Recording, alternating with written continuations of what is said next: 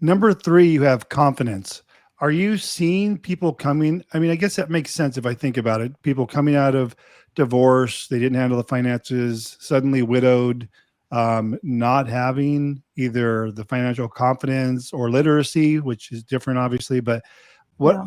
what are you seeing, even in your financial planning times before becoming a financial coach? To like, what are you seeing out there? What are people dealing with?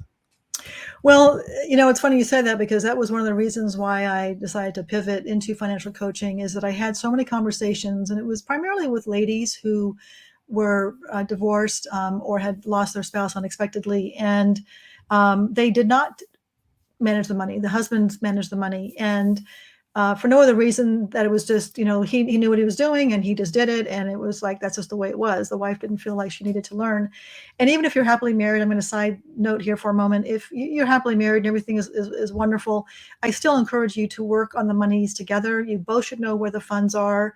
I mean, if God forbid, the wife does the investing in the money and something happens to her, he needs to know where to find statements, and he needs to know where his, all the investments are. He needs to know what debts are outstanding. He needs, I mean, all of that. You both need to know the full financial picture and make those decisions together as to, okay, where should we, be invested? Do we have enough in safe assets? Is our credit on solid ground? Are we paying down our debts aggressively if there are debts? Does it make sense to do this or that? And those decisions have to be made together. And that's something I always encourage, having a quarterly money date, going out for dinner and not spending the entire night talking about your money, because that's no fun. But at least spend a half an hour just talking about things and getting on the same page. And that way, if God forbid something would happen, you wouldn't be completely blindsided by where things are at.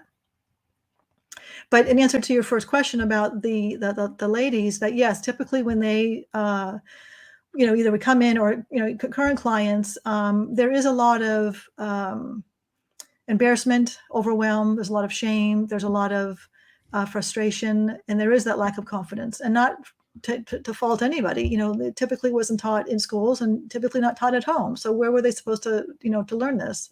So yes, I'm all about the education piece. I'm all about the financial literacy piece. I want to bring that confidence so that if they decide to hire a financial planner, they do have the right questions to ask. And if someone talks about a particular product, they can say, you know what, that's not for me, or tell me more, or whatever the case might be.